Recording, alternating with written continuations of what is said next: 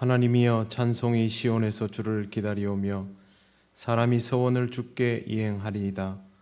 기도를 들으시는 주여, 모든 육체가 주께 나아오리이다. 아멘. 찬송가 32장 하나님께 찬양드립니다.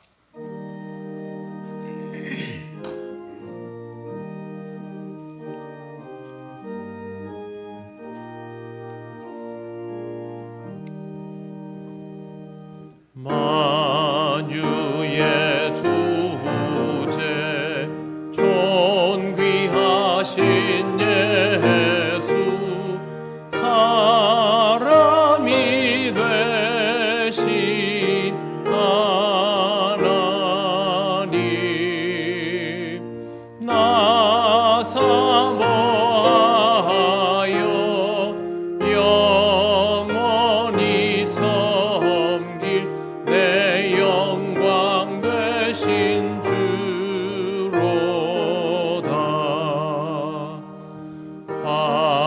화려한 동산, 무성한 저수목,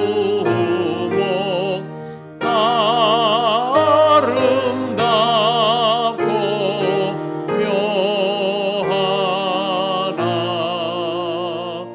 순전한 예수 더 아름다워 봄 같은 기쁨 주시네.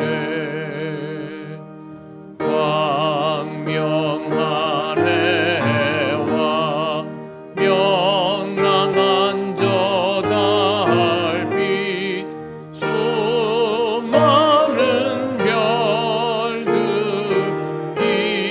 빛나나, 주 예수 빛은 더 찬란하여 참 비교할 수 없도다. 아멘. 성시교독 98번입니다.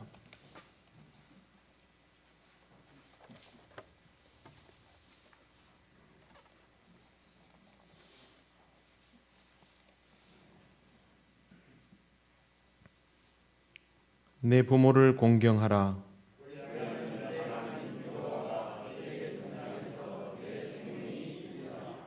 내 아들아, 내 아비의 훈계를 들으며 내 어미의 법을 떠나지 말라.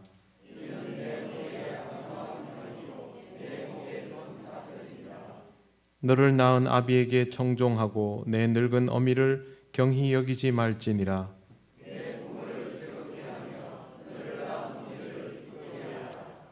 자녀들아, 주 안에서 너희 부모에게 순종하라. 이것이 옳으니라.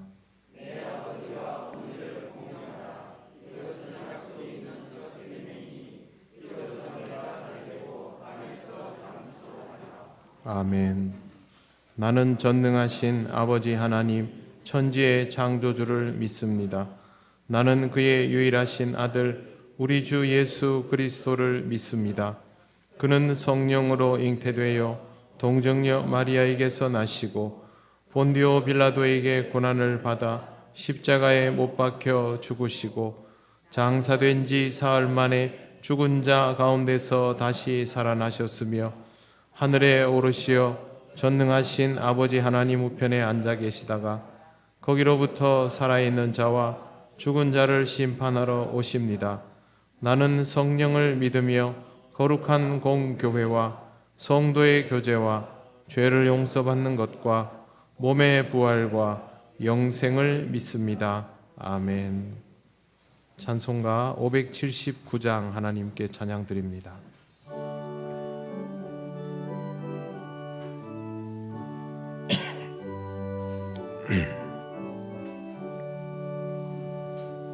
어머니의 넓은 사랑, 귀하고도 귀하다. 그 사랑이 언제든지 나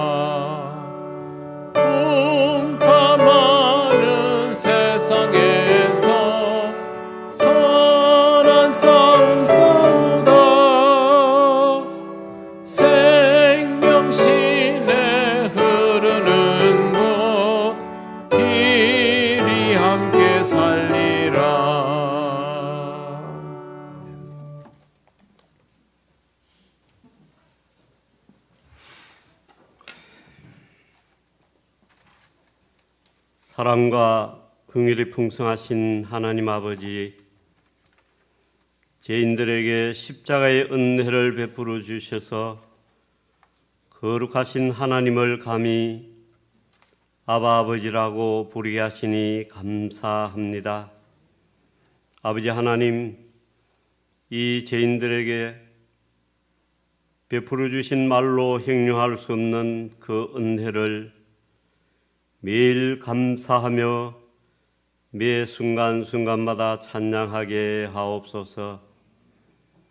우리의 일부만 드리는 예배가 아니라 전부를 드리는 예배가 되도록 역사하여 주옵소서.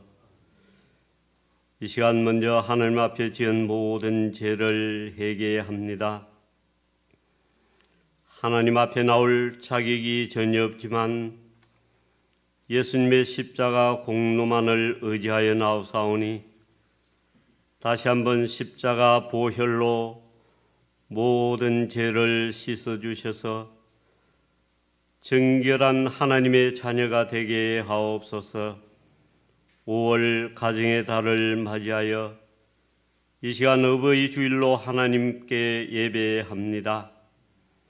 자녀들이 부모된 우리에게 무언가 해주기를 바라기보다는 부모된 우리가 먼저 주 안에서 자녀들을 양육하면서 섬기길 원하옵나이다.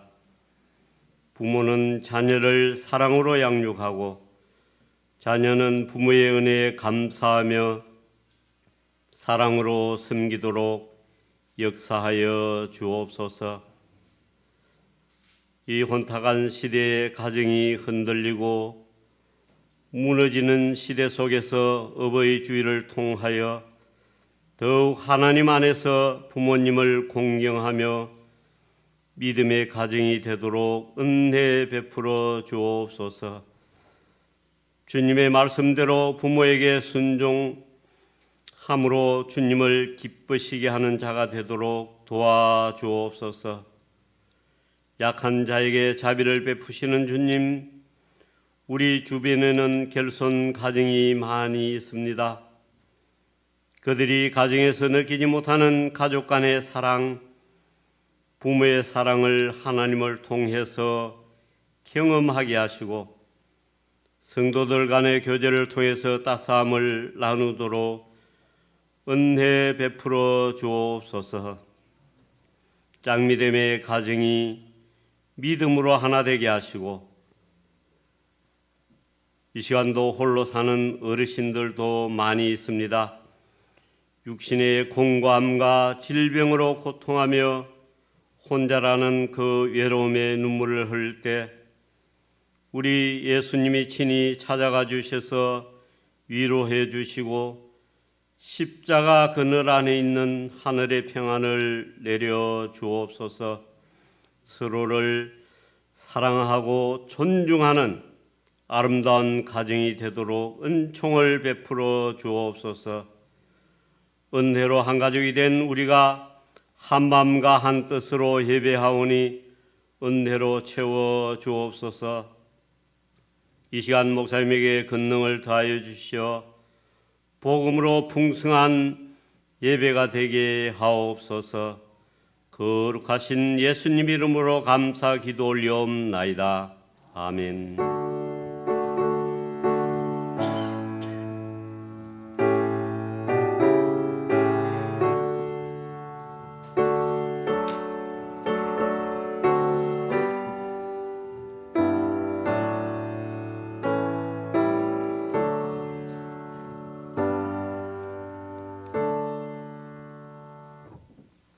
하나님 말씀 에베소서 6장 1절에서 4절입니다. 이 말씀은 신약 성경 316쪽에 있습니다.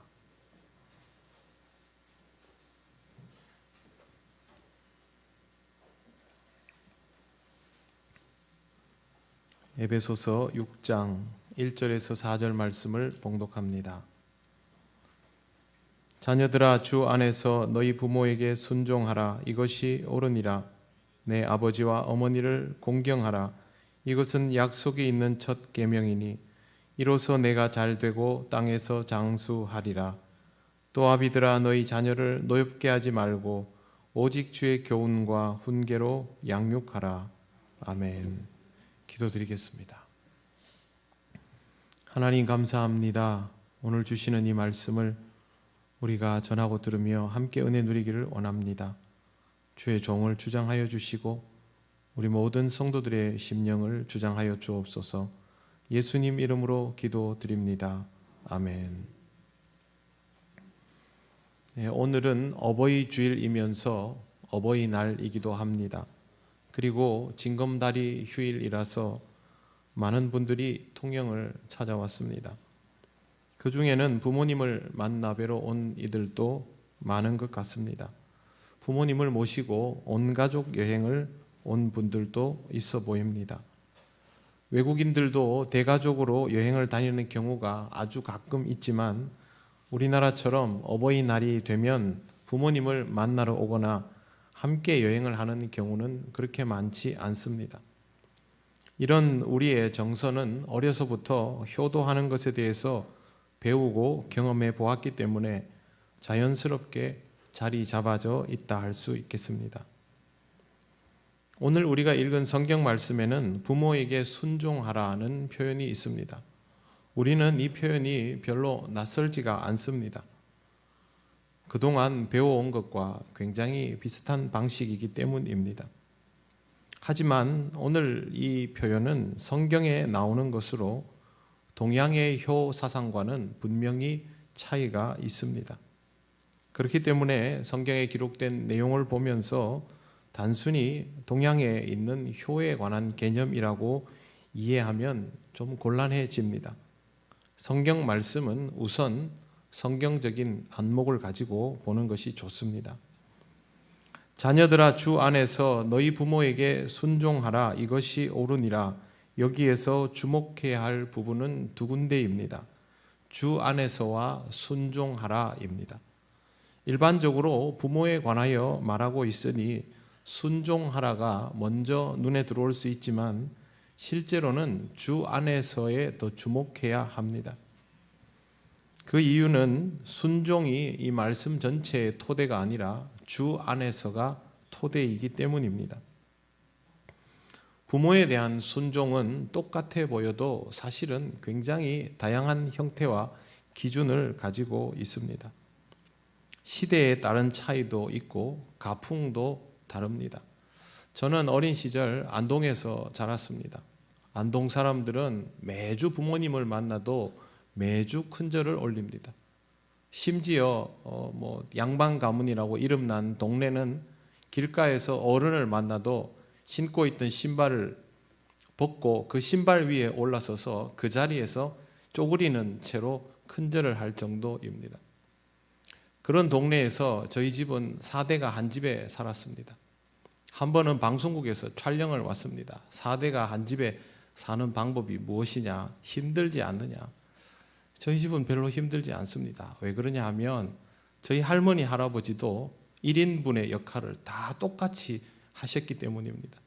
할아버지는 늘 빨래를 널고 또 빨래를 걷고 빨래 개고 하는 일들을 하셨고 할머니도 집에서 가사 일들을 굉장히 많이 하시고 오히려 저와 제 아내는 그 중에서 아이 돌보는 일 조금을 제외하고는 일을 덜 하는 편이었습니다.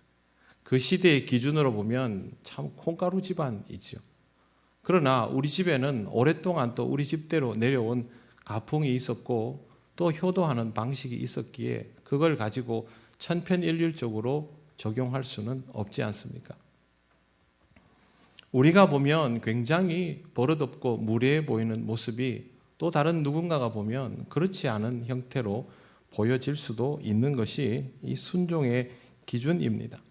옛날 사람들이 보면 요즘 젊은 사람들의 모습 중에 부모나 어른에게 순종하고 공경하는 모습을 찾아보기 어렵다고 합니다. 그러나 이 시대의 사람들은 또 이 시대의 사람들대로의 기준을 가지고 부모를 공경하고 순종하고 있습니다. 서양에서는 배우자를 결정하는 데 있어서 부모가 개입하는 일은 상상도 할 수 없는 일이죠. 그러나 우리나라에서는 아직도 여전히 배우자를 결정하는 일에 있어서 부모의 의견이 영향을 많이 미치고 또 부모가 주도하는 경우들도 있습니다.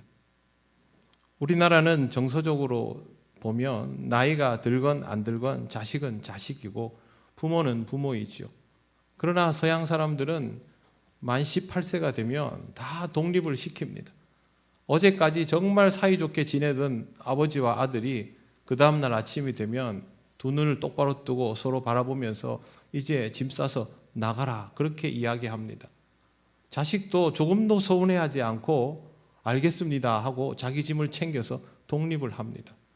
우리나라 정서로는 이해할 수 없는 모습이지만 그 사람들에게는 그것이 자연스럽습니다. 이처럼 굉장히 기준은 다양합니다. 이걸 가지고 천편일률적으로 어떤 것은 순종이고 어떤 것은 아니다라고 말할 수 없습니다.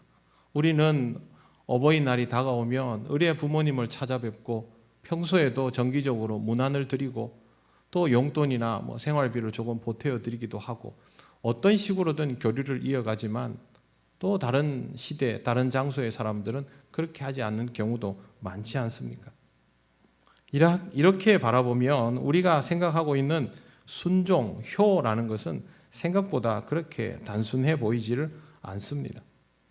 성경에 순종이라고 쓰여져 있으니 이스라엘 사람들은 우리와 좀 비슷한 정서를 가진 것 아닌가, 이 사람들도 대가족 형태가 많지 않은가라고 생각하겠지만 유대인들이 가지고 있는 대가족의 구성과 또 그들이 가지고 있는 가족의 관계성, 또 효라는 것은 우리와는 또 다른 특징을 가지고 있습니다. 유대인들의 효는 우리 같은 혈통 보존의 목적이 아닙니다. 하나님 신앙의 보존과 전수를 위해서 가족의 유대가 중요해진 그런 경우라고 할 수 있습니다. 어쩌면 서양의 일반적인 가족 이해도보다 유대인들의 가족 이해도가 우리에게 더 멀게 느껴질 수도 있습니다. 그러니 우리가 오늘 이 말씀을 우리가 알고 있는 전통적인 방식의 효의 개념으로만 접근하면 더 혼란스러울 수 있는 것입니다. 핵심은 순종하라가 아니라 주 안에서입니다. 주 안에서라는 말은 바울이 가장 중요하게 여기며 즐겨 사용하던 표현입니다. 바울이 이 표현을 강조하던 이유는 하나님을 믿는 사람은 그리스도의 통치 아래에서 그리스도에게 속한 사람으로 살아가야 하기 때문입니다. 그리스도인은 주님의 말씀에 입각하여서 모든 것을 할 수밖에 없는 사람입니다. 그리고 무엇보다도 주님 안에 있는 것이 우선되어야 하고 그 안에서 이루어지는 모든 것들 속에서 진심이어야 합니다. 그리고 결론은 사랑이라야 합니다. 부모가 무언가를 말하거나 요구하면 자식이 자신의 의지에 상관없이 그것을 따를 수 있습니다. 우린 이걸 도리라고 부릅니다. 세상에서는 이러한 것들을 순종적인 태도라고 말합니다. 하지만 주님 안에서는 다릅니다.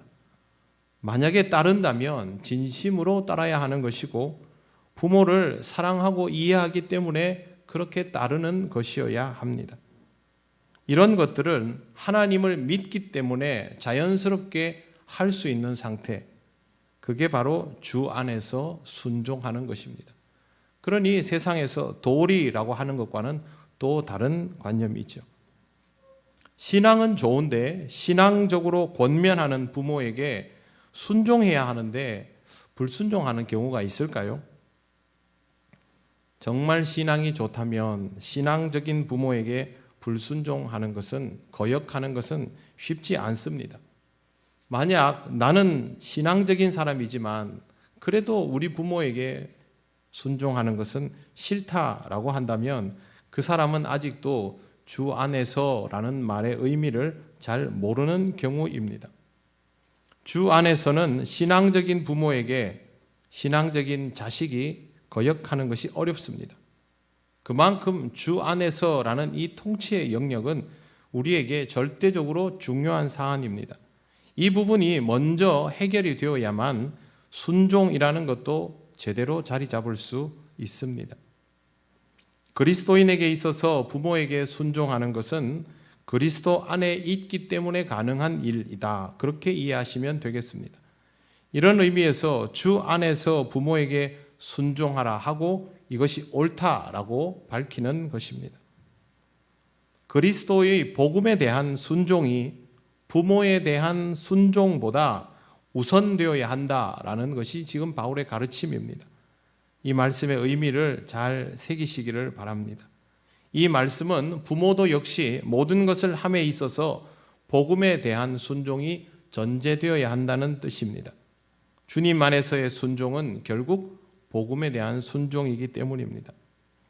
그럼 이런 경우는 어떻게 하면 좋을까요? 나는 그리스도 안에서 복음을 따라 살아가는 사람인데 내 부모는 그리스도인이 아니라서 만약에 신앙생활을 하지 못하게 한다면 그때는 부모의 반대를 무릅쓰고 복음을 받아들인다. 그러면 불순종인가요? 세상적인 의미에서는 그렇게 하면 불순종이죠. 하지만 그리스도 안에서 이것은 부모에 대한 불순종이 될 수 없습니다. 제대로 된 믿음의 자녀는 복음을 통하여 온전한 사랑을 경험하게 됩니다. 그리고 그 마음을 가지고 부모를 대하며 그 마음은 늘 진심일 것입니다. 그렇기 때문에 지금 당장 부모에게 거역하는 듯 보여도 복음에 먼저 순종하고 다시 진심으로 부모에게 다가서는 자녀는 결국 마음 다하여 부모를 섬기고 받들기 때문에 그것이 불순종이 될 수 없는 것입니다. 성경에서 말하는 주 안에서 부모에게 순종하라 하는 것은 바로 이런 뜻입니다. 그래서 우리는 주 안에서라는 전제를 가지고 순종하라를 이해할 필요가 있습니다. 부모도 그리스도 안에 있다면 자식은 더더욱 부모에게 순종하지 않을 이유가 없습니다. 항상 주 안에서라는 말을 먼저 생각하시기 바랍니다. 자녀로 살아가는 여러분은 주 안에서 순종하시기 바랍니다. 다시 한번 말씀드리지만 이것은 우리가 일반적으로 생각하는 효의 개념과는 차이가 있는 신앙적 개념입니다. 2절을 보시겠습니다. 내 아버지와 어머니를 공경하라. 이것은 약속이 있는 첫 계명이니 여기에서부터 성경 안에서 볼 수 있는 효의 개념입니다. 여기에서 사용되는 단어는 공경인데요. 이 단어는 헬라어로 티마오라고 합니다. 티마오는 어떤 일에 가치를 두다, 무게를 실다 그런 뜻입니다. 겉으로 보기에 무언가를 하는 것이 아니라 실제로 거기에 마음을 두고 무게가 실리도록 한다라는 의미가 있습니다. 그렇다면 이 말씀의 의미는 아버지와 어머니에 대하여 무게를 제대로 느끼는 상태가 된다는 뜻입니다. 사람은 태어나는 순간 자식입니다. 그리고 태어나는 그 순간부터 부모와의 관계성이 이미 형성되어 있습니다. 하지만 자식은 부모를 제대로 인식하지 못합니다. 부모의 실체를 잘 모르는 상태로 이 관계성이 시작된다는 것이죠. 이때는 부모에 대한 가치가 제대로 부여되지 않습니다. 그러니 공경, 즉 부모님에 대하여 가치를 느끼게 되는 일이 제대로 이루어지지 않는 것이죠.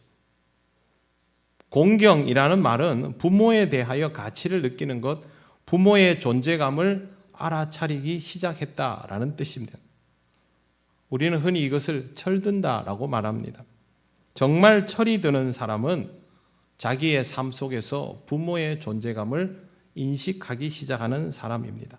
그러면 이 사람은 자신의 부모를 다시 바라보게 됩니다.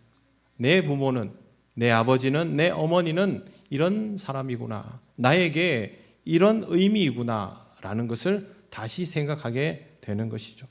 효도는 바로 여기에서부터 시작됩니다. 글을 읽지 못하는 홀어머니 슬하에서 동생들을 여럿 거느리고 자란 아들이 있었습니다. 가정 형편이 너무 어렵기 때문에 상고에 진학을 하고 시험을 쳐서 은행원이 되었습니다. 경제적으로 안정된 직장을 가지게 되었고 이제는 좀 충분해 보였지만 아들은 조금 더 노력하는 사람이 되려고 합니다. 시험을 쳐서 행정고시와 외무고시를 합격하는 그런 사람이 되었습니다. 5급 공무원 정도면 이제는 아주 안정적이지 않습니까? 그런데 5급 공무원이 되고 나니 고등학교를 나온 사람이 은행원 출신으로 있다가 이렇게 고위직 공무원이 되는 것에 대해서 주변 동료들의 시선이 곱지 않았습니다. 더 열심히 공부를 해야 되겠구나 하면서 열심히 공부해서 미국에서 아주 좋은 대학으로 알려진 미시건 대학에서 석사와 박사학위를 받습니다. 세월이 더 흘러서 공무원 직급은 더 높아지고 나중에 이 사람은 우리나라에서 대학 총장을 하고 부총리가 됩니다. 총리, 부총리 정도가 되면 법조인과 상관없이 전관 예우를 해주는 것이 우리나라의 풍토입니다. 하지만 이 사람은 단 한 번의 전관 예우도 받지 않고 지금까지 자기가 추구하는 방식의 인생을 살아오고 있습니다. 이 사람은 때로는 보수적인 사람으로, 때로는 진보적인 사람으로 불리우며 도대체 알 수가 없다라고 평가되었는데 시간이 지나고 보니 이 사람은 자기 방식으로는 한결같은 길을 걸어온 사람이었습니다. 이 사람이 항상 하는 이야기가 있습니다. 저는 글을 읽지 못하는 어머니가 자랑스럽습니다. 무슨 뜻이냐 하면 이 사람이 이렇게 열심히 자신만의 인생을 살아올 수 있었던 이유는 자기 자신에게 다가온 어머니의 존재감 때문이었다라는 뜻입니다. 모든 사람이 이런 환경에 있다고 다 이런 방식의 인생을 살지는 않지요. 그럼에도 불구하고 자기가 부모에 대하여 각성하게 되는 것이 이렇게 결정적인 동기부여를 할 수 있는 것입니다. 실제로 이런 사례는 이 사람뿐만이 아니고 사실 우리 주변에 굉장히 많습니다. 사람이 철이 들 때를 잘 보십시오. 내 부모에 대한 인식이 달라져 있다는 것을 그때 비로소 알 수 있습니다. 이런 의미로 우리는 우리의 아버지와 어머니를 깊이 생각할 수 있어야 합니다. 여러분이 자녀로 태어났다라는 것은 여러분의 부모가 이미 존재론적으로 여러분의 내면에 말할 수 없이 큰 의미를 가지고 있다는 뜻입니다. 그 의미를 여러분의 가슴에 새기고 부모를 여러분의 마음에 제대로 머물 수 있게 하는 것이 바로 공경입니다. 이 공경의 의미를 이해하면 어떻게 해야 하는가는 자연스럽게 따라오게 되어 있습니다. 성경에는 이것이 약속 있는 첫 계명이다라고 기록되어 있습니다. 이 말은 이 계명에서부터 하나님께서 보장해 주시는 무언가가 있다는 의미입니다. 1계명에서 4계명까지는 하나님과의 관계성에 관한 것이고 5계명 이하는 인간관계에 관한 것인데 바로 이 계명이 처음으로 나오고 여기에 약속이 있다는 뜻입니다. 하나님은 왜 여기에 약속을 주셨을까요? 이것이 인간관계에서 가장 기반이 되는 관계성이라서 그렇습니다. 오늘 말씀은 구약 신명기 5장 16절의 인용입니다. 그런데 신명기와 다른 표현이 있습니다. 내가 잘 되고 라는 구절이 추가되고 너의 하나님 여호와가 내게 준이라는 표현은 생략되었습니다. 그 말은 바울이 의도적으로 강조하고 싶은 것이 있었다는 뜻이죠. 실제로 부모를 공경하는 그리스도인은 정말 하나님의 은혜로 잘 살게 된다라는 말을 분명하게 해주고 싶었던 것입니다. 부모를 공경하는 그리스도인이라고 해서 무조건 이 땅에서 잘 되고 장수하는 것은 아닐 것입니다. 효도하는 자식이라도 부모보다 수한이 짧은 경우들은 있을 수 있습니다. 그렇기 때문에 이 말씀은 특정 상황의 개개인에게 주신 약속이 아니라 보편적으로 인류에게 주신 말씀임을 알 수 있습니다. 학자들은 그렇게 해석합니다. 또한 부모를 공경할 만큼 선량한 삶을 살아가는 사람은 그렇게 살아가지 않는 사람의 도덕성과 확연히 다르기 때문에 부모를 공경하지 않는 자녀들이 형벌을 받아 오래 살지 못하는 것에 반하여 부모를 공경하는 사람은 더 수한을 잘 누리게 된다라는 뜻도 여기에 있습니다. 하나님께서 주시는 수한을 온전히 누릴 수 있다면 그보다 귀한 은혜가 어디 있겠습니까? 이러한 것이 부모의 가치를 알고 부모를 내 마음에 새길 줄 아는 것으로 누릴 수 있게 되는 것입니다. 이것만으로 어떻게 전부를 채울 수 있을까요? 그것이 아니라 부모를 존중하고 공경하는 것이 사람의 가장 기본적인 덕목이기 때문에 여기에서부터 다른 모든 것들이 확장성을 가지는 것입니다. 부모는 나에게 있어서 가장 기본적인 관계성입니다. 철이 들면 제일 먼저 새롭게 바라보게 되는 대상이 바로 부모라는 것을 우리는 잘 알고 있습니다. 부모는 가장 기본적인 애착 형성의 대상입니다. 태어나면 연결되어 있는 사람 아닙니까? 이런 대상을 존중하지 못하는 사람이 어떻게 다른 사람과의 관계가 제대로 형성될 수 있습니까? 그래서 사람은 여기에서부터 시작해야 한다라고 가르쳐 주신 것입니다. 부모를 공경하는 것은 우리가 맺을 수 있는 모든 인간관계의 토대입니다. 많은 사람들이 부모에 대한 공경함 없이 그 다음 관계성을 지탱하고 확장시키려 합니다만 그것은 기초를 든든히 다지지 않고 건물을 올리는 것과 똑같습니다. 바로 어제 그제인가요? 중국 후난성에서 8층 건물이 무너지며 53명이 사망했습니다. 바로 조사에 들어갔지요. 아직은 완전한 결과가 나오지 않았지만 대략적으로 밝혀진 것에 의하면 전문가가 설계하고 시공하지도 않았고 6층으로 계획되어 있던 건물을 8층까지 올린 것으로 밝혀지고 있습니다. 아무리 높이 올리면 뭐합니까? 얼마나 더 많이 무너지느냐를 경험할 수밖에 없는 일 아니겠습니까? 우리 인생도 마찬가지입니다. 자기에게 주어진 가장 기본적인 유대들을 외면하고 아무리 인생의 화려한 스펙을 쌓아 올리면 무엇합니까? 내가 가장 신뢰할 수 있는 기반이 든든하지 않으면 결국 나는 얼마만큼 많이 무너지나를 경험할 수밖에 없습니다. 치장하는 인생이 될 수밖에 없는 것입니다. 그러므로 우리는 삶의 가장 기본적인 토대, 가장 든든한 기반을 확인하고 또 확인하면서 여기에서부터 인생을 든든히 세워 나가야 합니다. 내 부모의 존재 가치를 안다라는 것은 결국 나를 제대로 알아간다라는 뜻입니다. 부모를 공경하는 것이 그만큼 중요한 일이라는 것을 생각하시고 하나님의 말씀을 따라 사람됨의 도리를 잘 하시기를 바랍니다. 부모를 공경하라고 아무리 얘기해도 잘 안 하고 잘 못합니다. 그런데 이게 우리를 위한 것이라는 것만은 기억해 두시기를 바랍니다. 그래야 조금이라도 더 할 수 있습니다. 바울은 자식의 도리만 말하는 것이 아니라 부모의 도리도 가르쳐주고 있습니다. 4절 말씀을 보십시오. 또 아비들아 너희 자녀를 노엽게 하지 말고 오직 주의 교훈과 훈계로 양육하라. 세상에는 자식을 노엽게 하는 부모가 상당히 많습니다.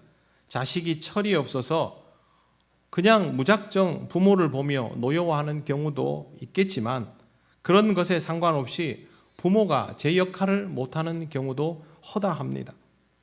본문에 나오는 아비는 먼저 아버지를 뜻하는 것입니다만 그것보다는 집안의 가장을 뜻하는 것입니다. 그러니 아버지라고 국한시킬 필요는 없습니다. 훈계를 하는 역할이 어머니에게 있다면 어머니도 여기 해당됩니다. 성경 말씀이 기록된 시대의 모든 고난은 아버지에게 있었습니다. 출산한 아이에 대한 고난도 아버지에게 있었기 때문에 아버지가 마음에 들지 않으면 자기 아이를 내쫓을 수 있었습니다. 장애를 가지고 있는 아이는 버리고 죽게 내버려 두기도 했습니다. 아버지는 집에서 신과 같은 존재이죠. 이렇게 위압적일 수밖에 없는 관계성에서 부모가 자식을 노엽게 하는 일은 너무도 쉽게 발생하게 됩니다. 그런데 부모가 자식을 노엽게 하면 자식은 자기 내면에 꼭 쌓아두어야 할 부모의 가치를 잃어버리게 됩니다. 그 말은 누군가를 존중하고 공경할 수 있는 기회도 함께 잃어버린다는 뜻입니다. 이걸 보고 자식을 탓하고 버릇없다라고 하지만 그렇게 할 것이 아닙니다. 먼저 부모는, 어른은 자식을 노엽게 하지 말아야 합니다. 상식적인 부모가 되시기를 바랍니다. 납득할 수 있는 말을 하고 자식의 말을 납득해 줄 수 있는 부모가 되어야 합니다.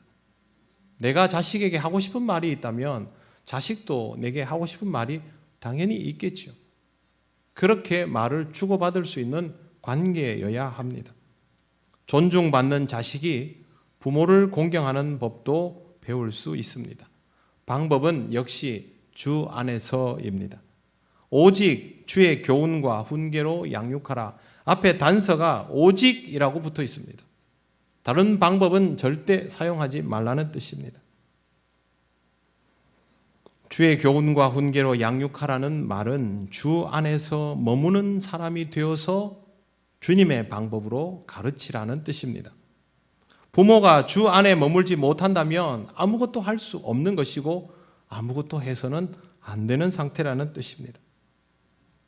본문에 나오는 교훈이라는 말을 번역하면 어린이를 교육하고 훈련하고 징계하는 것까지를 포함합니다. 그래서 훈육이라는 단어를 써도 좋습니다. 그 다음에 나오는 훈계라는 말은 다른 사람을 말로 가르쳐서 교훈 주는 것을 말합니다. 교훈과 훈계의 특징은 엄격하다는 것이죠. 기준이 명확하다는 것입니다. 세상의 교훈과 훈계가 아닙니다. 주님의 교훈과 훈계입니다. 이게 왜 중요한지를 말씀드리겠습니다. 우리는 살아가다 보면 주님께 꾸지람을 듣습니다. 혼이 나기도 합니다. 미숙하니까 어쩔 수 없습니다. 그런데 여러분, 우리의 인생에서 주님께 꾸지람을 듣고 혼이 난다고 해서 그것을 기분 나빠하거나 이 길로 주님을 떠나거나 그렇게 합니까? 그렇지 않습니다. 오히려 고맙게 생각합니다. 이유는 다른 데 있지 않습니다. 우리가 주님의 가치를 명확히 인식하고 있기 때문입니다. 주님이 저렇게 말씀하시는 것은, 우리를 혼내시는 것은, 우리를 훈계하시는 것은 우리를 너무 사랑하셔서 그렇게 하시는 것이다. 우리를 위하여 모든 것을 내어주신 분이기 때문에 우리에게 이렇게 하시는 것이다. 그걸 알아서 받아들일 수 있는 것입니다. 주님의 존재감이 우리로 하여금 이것을 받아들이게 만드는 것입니다. 사랑하는 성도 여러분, 존재감 있는 부모가 되시기를 바랍니다. 위압과 위계를 통하여 자식을 훈계하고 양육하는 것이 아니라 그리스도께서 우리에게 보여주신 그 사랑을 통하여 자식을 대할 수 있는 그런 부모라면 능히 존재감 있는 부모가 될 수 있습니다. 그리고 부모의 존재감을 잊지 않는 자식으로 살아가시기를 바랍니다. 세월이 가서 내가 어른이 되고 위력을 가지게 되었다고 해서 연로하여지신 부모님이 의미 없는 존재가 되는 것은 아닙니다. 만약 세월이 바뀌어서 내가 강하여지고 부모님이 약하여져서 이제는 내가 우위를 점하고 있다라고 생각한다면 그건 부모와 자식에 대하여 전혀 모르는 사람의 행동입니다. 부모와 자식은 그렇지 않습니다. 가장 기본적인 유대이고 가장 중요하고 확실한 존재감이며 모든 관계성의 토대입니다. 그걸 배우라고 하나님께서 우리로 하여금 굳이 이렇게 대를 이어서 혈통을 이어가고 내 모습을 내 자식이 가지게 그렇게 만들어 주신 것입니다. 이러한 과정 속에서 서로를 아끼고 사랑하는 부모와 자식은 아름답고 행복한 가정을 이루어갈 수밖에 없습니다. 그리고 그런 가정이 대를 이으면 아름답고 행복한 가풍을 가진 그런 가문이 되어갈 것입니다. 우리 교회는 복된 성도로 가득한 행복한 교회입니다. 그건 행복한 가정이 있어야만 가능한 것이고 우리들 각자가 서로에 대한 존재감을 의식할 때 구현해 나갈 수 있는 것입니다.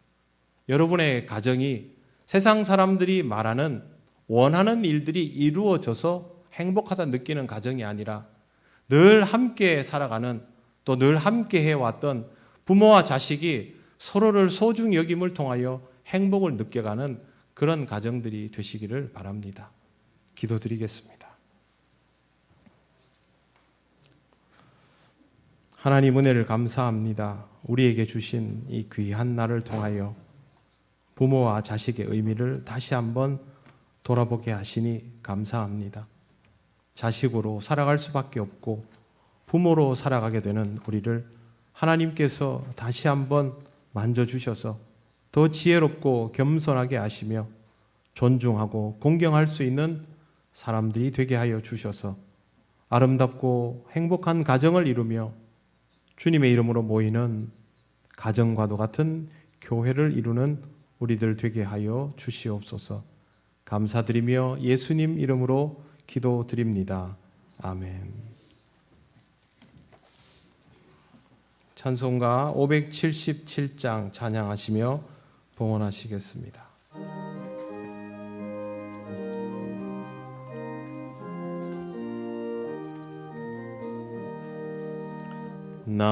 낳으시고 길러주신 어버이의 큰 사랑, 바다보다 넓으시고 산보다 더 높은 사랑, 하나님을 경외하신 어버이의 크신 사랑, 내게 주신 크신 은혜, 하나님을 찬양하세. 주님 은혜 감사하며 영광 찬양 할렐루야. 힘들거나 괴로울 때 기도하신 어버이, 즐거운 일 함께 웃고 기뻐하신 그 얼굴이 긴 시간 흘렀으나 마음속에 남았구나.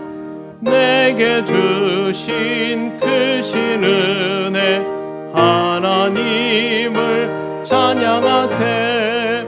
주님 은혜 감사하며 영광 찬양 할렐루야.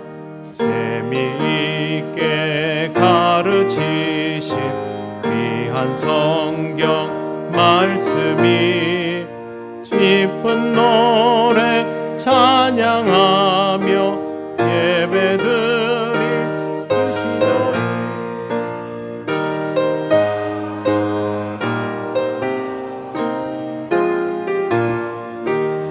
잊으리까. 내게 주신 크신 은혜, 하나님을 찬양하세. 주님 은혜 감사하며 영광 찬양 할렐루야. 하나님 감사합니다. 오늘도 하나님께 귀한 마음으로 예물을 드립니다. 언제나 우리의 삶과 함께 하시고 우리를 지켜주셨기에 우리가 이 어려운 시간을 은혜 가운데 살아갑니다. 다음 한 주간도 우리 모든 성도들의 삶을 지켜주셔서 주님의 은혜로 살아감을 잊지 않게 하시고 주시는 것은 지혜롭게 사용하게 하옵소서.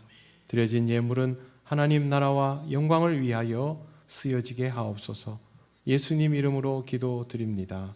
아멘.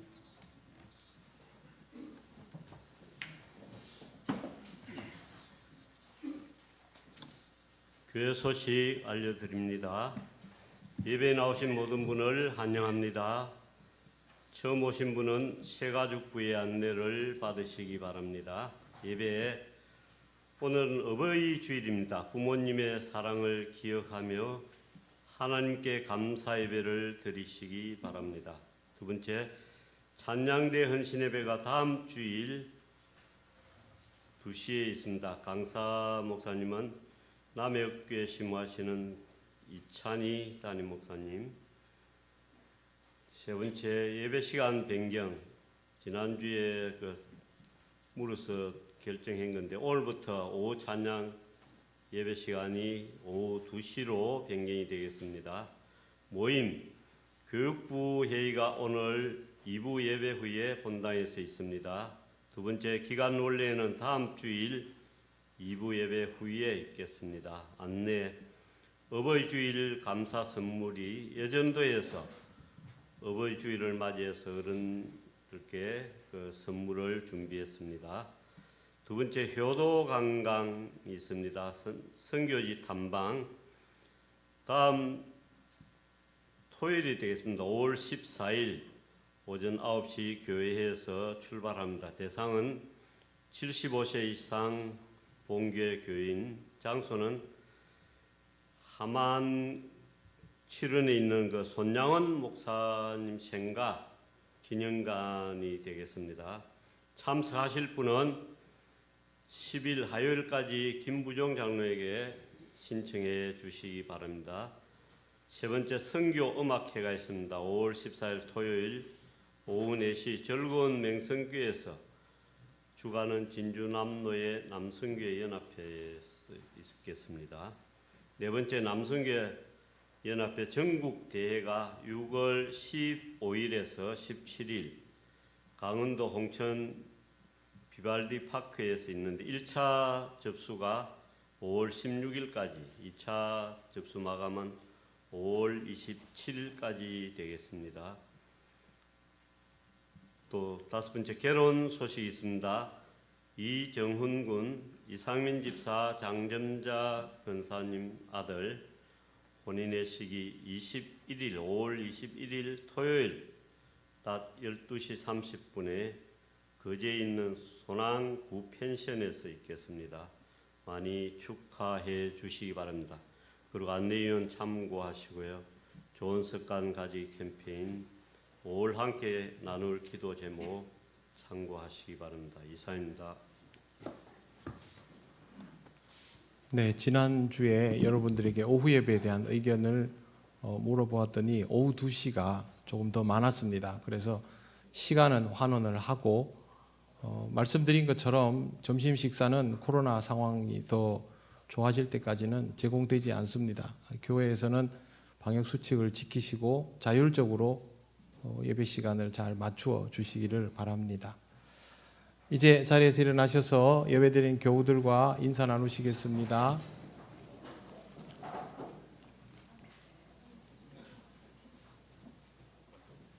찬송가 635장 주기도문 찬양 드립니다.